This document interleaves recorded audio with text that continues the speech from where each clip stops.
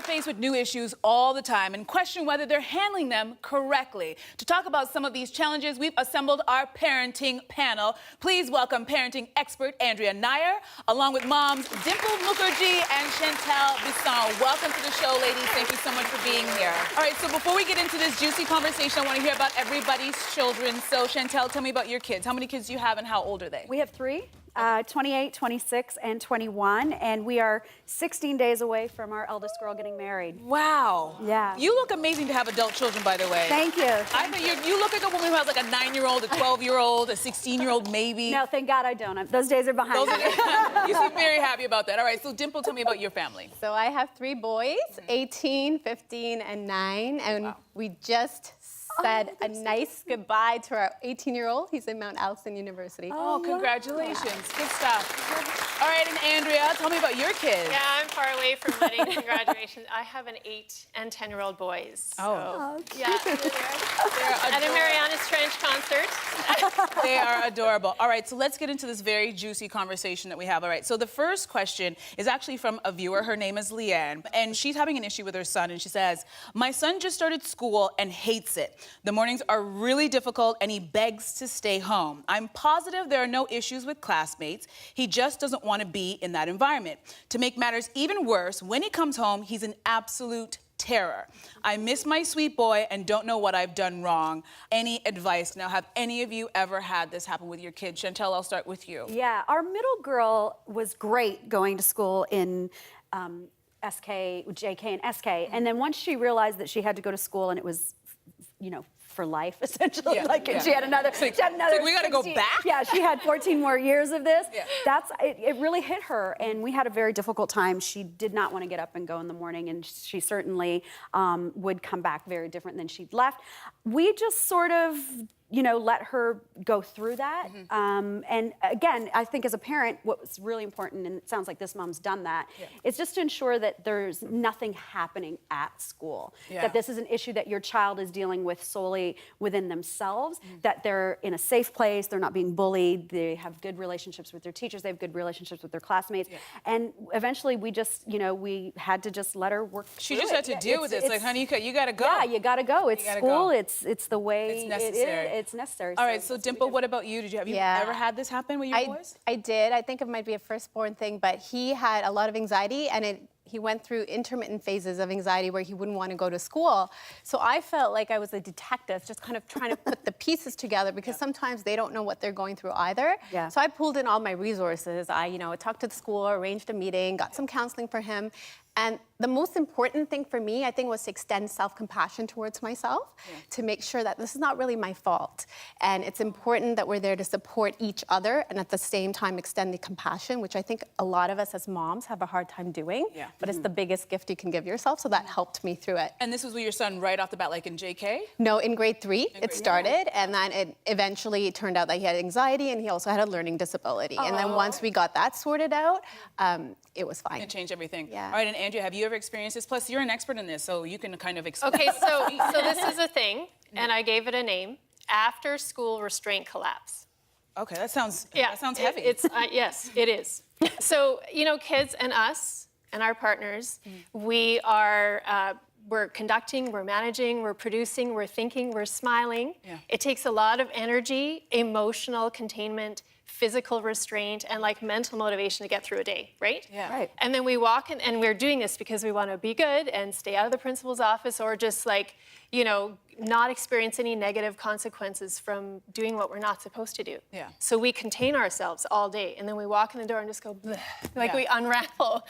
Like, we've done this, right? gosh, Like, yes. I was like, that's the first thing I thought. Like, you mean the bra comes off, the heels come off, the wig comes off. You're like, oh, I'm so glad to be home. Okay, so you've had a day, and you're like thinking, doing, and you walk in the door, and you're like stressed, and that's when your child peppers you with questions. Yeah. That's how they're feeling, right?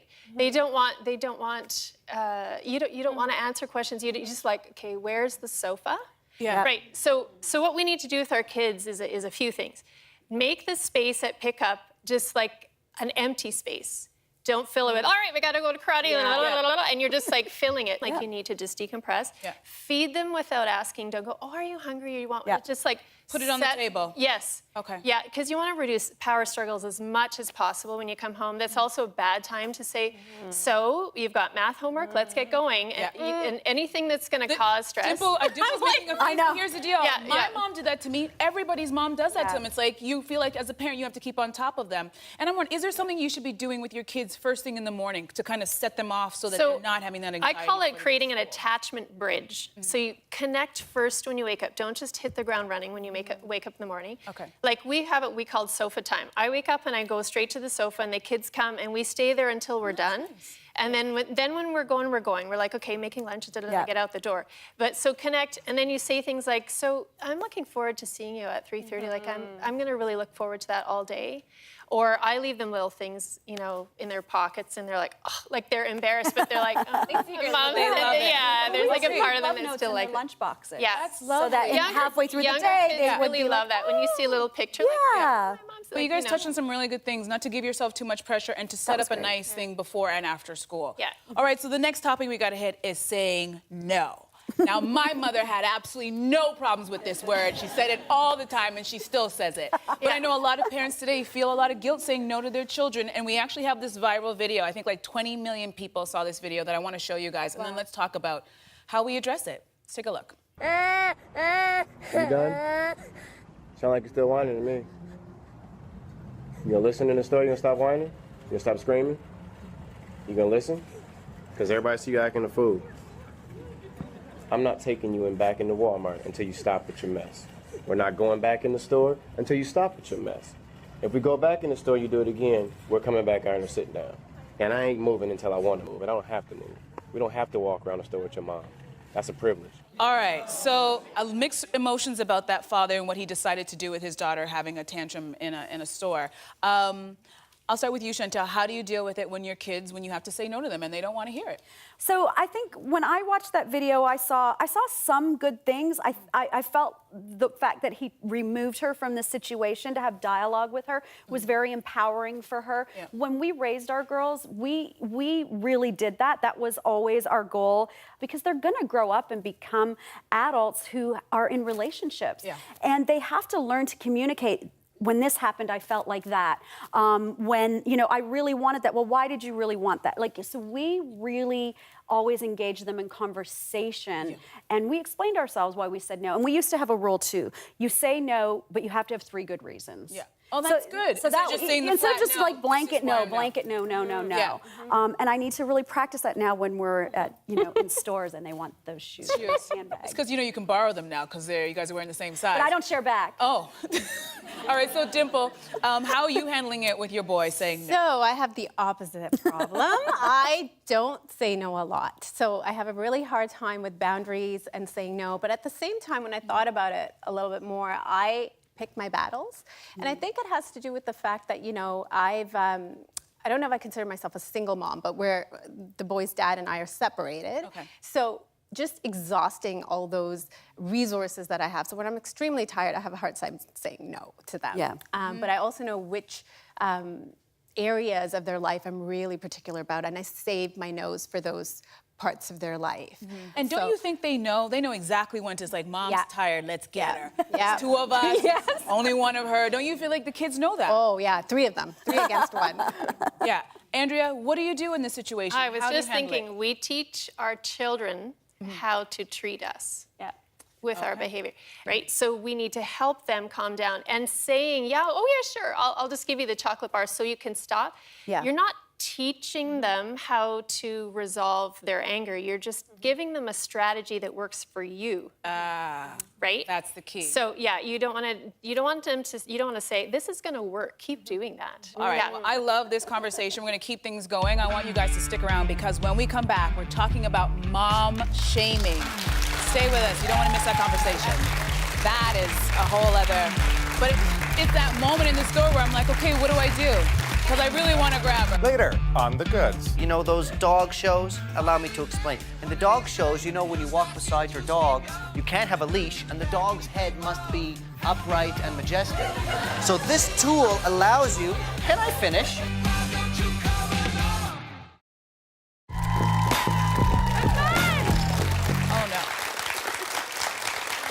back with our parenting panel. Parenting expert Andrea Nair, along with moms Dimple Mukherjee and Chantel Bisson are here, and we're getting into the conversation about mom shaming. And I want to give you guys a stat. Okay, according to the Mott Children's Hospital, 6 in 10 mothers with children under the age of 5 have been criticized for their parenting. Now, does that surprise you guys? No, actually. No, it doesn't. No. The first time I experienced mom shaming was when I was 19 and I had given birth to our first daughter. And my husband's father's wife was part of a La Leche League, and I couldn't breastfeed, and I wasn't producing enough milk. And she got on the phone to the point of causing me distress that my mom had to actually get involved and save the day. So you said under 5, and immediately that shocked me. And then I thought, no, wait a minute, no, I've experienced that. Really? And Dimple, have you had that kind of experience as well? I've definitely experienced the breastfeeding issue, but I also culturally, you know, when I was trying really desperately to decide whether or not to separate ways with my ex-husband, which we eventually ended up doing, there's a lot of shaming around, well, are you doing the right thing for your kids? Even though there's research proving that that is the right thing to do rather than staying in a bad if marriage. mom and dad aren't getting along, it's not good for the kids, It was right? really hard to get through that, through that period of time, because there was a lot of shaming that happened. So they judge you on what? They judge you on the way you look, they judge you on how much money you make, they judge you if you're gonna stay in a Marital relationship, status. everything. How you feed your children, everything. And the impact of this is, you know, How do you handle it, Andrea? How do you handle well, it with your baby? as you're both talking and you're saying children age under 5. So we know that postpartum depression isn't just postpartum. It actually extends into 3rd and 4th year. So mothers are already going through extra, like, am I a good mom? Am I doing this right? And you know what? Our parents didn't have to deal with the internet. Everything they did. I was gonna say, do you didn't, think social somebody media is wasn't making it taking a worse? picture and going, or, you know, and they weren't taking a video and going, look at this terrible thing that's happening.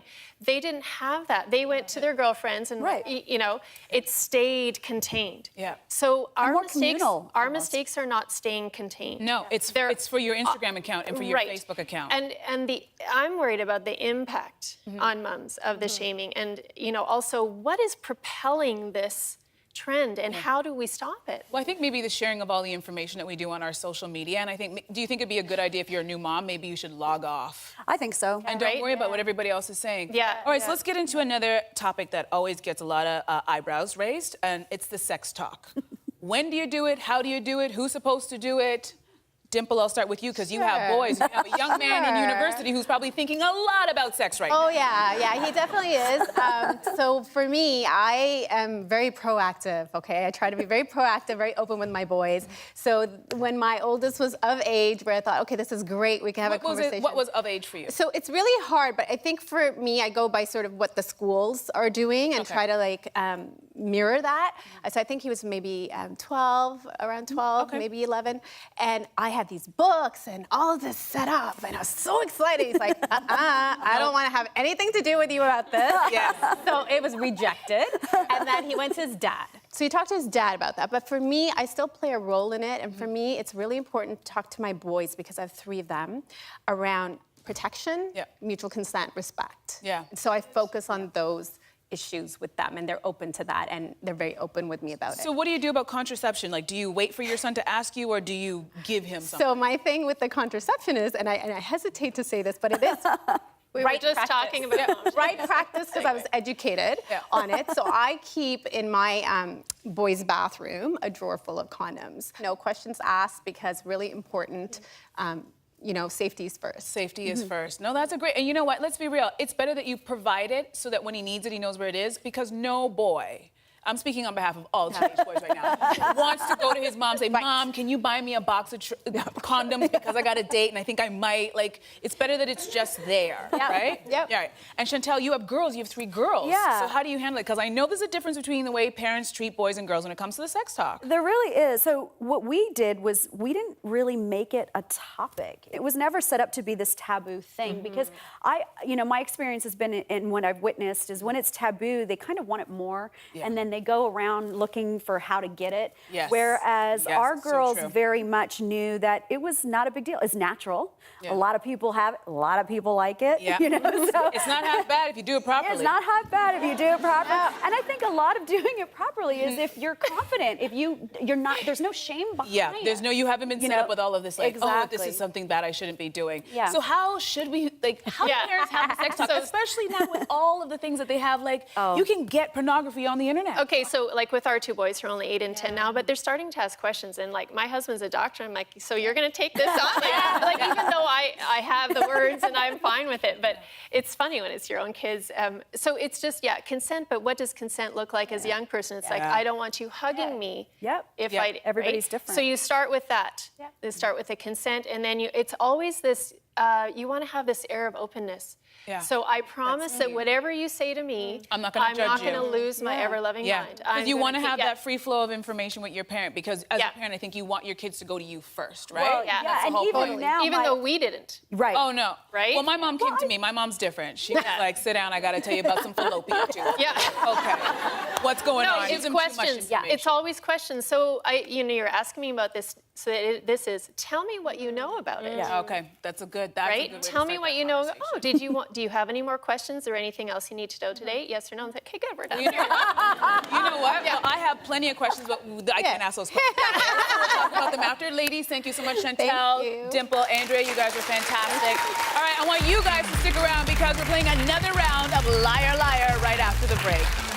Great conversation about the sex talk. My mother, I was 9 years old. She was like, Yeah, nothing. here's what's coming up on The Goods.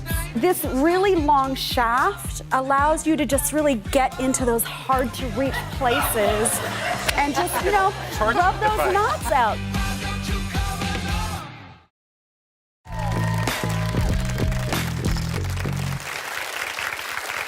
Spinning a solid web of lies isn't easy, but here at The Goods, we've never walked away from a challenge. That's right. Today, we're pitting our resident champ, Steven, against Chantel Bisson and Shahir in another installment of our favorite game of untruths, Liar Liar. All right, so Gina from our lovely audience has kindly agreed to give me a hand. Thank you so much, Gina. Do you know what you're getting into? No. Okay. All right, we have this object right here. You see it? Very, very strange. Now, here's what they have to do. Stephen and Shahir and Chantel will each tell us what the object is and what it does. But only one of them is telling the truth. And it is your job, Gina, to find out who that person is. Okay. All right? So, Stephen, I will start with you. Thank you. May I demonstrate? You please. This, Sir? this actually I brought from home. It's called the Clutter Cutter. And what it is, what you do, when you get Christmas lights or electrical cords and you always bind them all up and they always get in big knots and whatever. This actually, what you do is you take it and you wind the cord this way and then you go this way and you wrap it around these little balls and then you store it in the garage with your lights perfectly in line and or electrical cords. And this little one here is for that the end of the cord will snap through. And it's a clutter cutter. Yeah, perfect. It's my has a personal very- one from home. Has a very Brought it from cute home. little name. They brought it from home. I think you're about to be dethroned, Steven. You think so? Ooh, Chantel smack talking. All right, Wow, Chantel, tell Because us I what is happen it? to know what this is. What is it? This is called the Body Back Buddy. Say that 10 times Body quickly. Back Buddy. Yeah. Body Back Body Back Buddy. And it is a massage tool.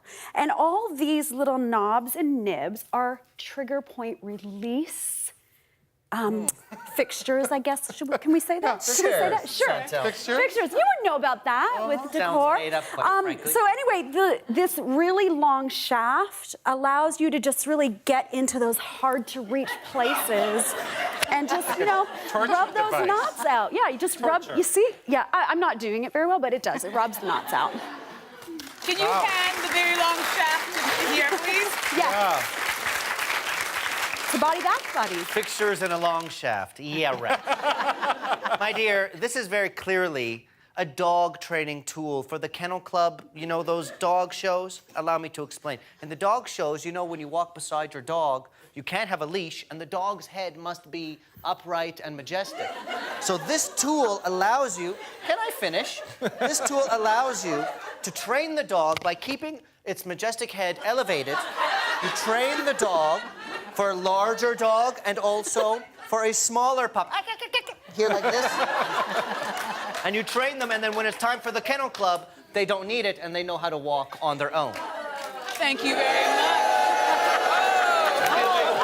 You think that thing came from his house? All right, everybody, settle down. Gina, you've heard all of their stories. We're using ornaments, we're fixing our back, and we're fixing our dog. Yeah. With this one object. Who do you think is telling the truth? I feel that Stephen doesn't lie, so he's telling the truth. You think it's I'm telling the Steven? truth? All right, I want to find I it am. from the audience. Audience, yell out, who do you think is telling the truth? Yell out the name. Okay, I'm You hearing. didn't get one. I don't think you got We'll find out who's telling the truth. Don't go away. We're back with more Liar, Liar. That was good, though. That was good. I liked that. I got that from home. That's where I put it.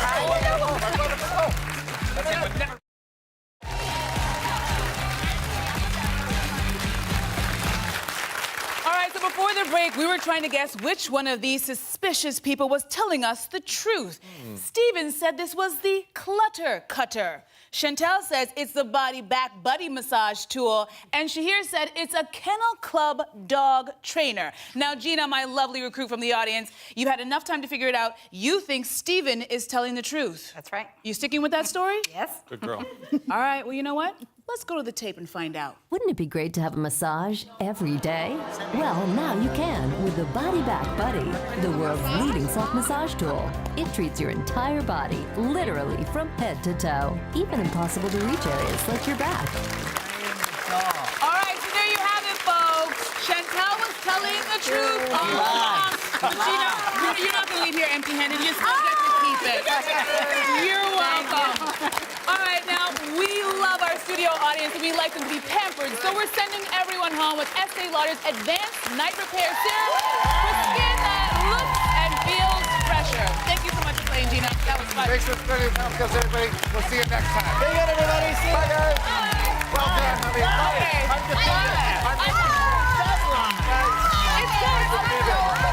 He's a bad man. Want to run to the audience? Listen. Look, I just run the audience. That's right.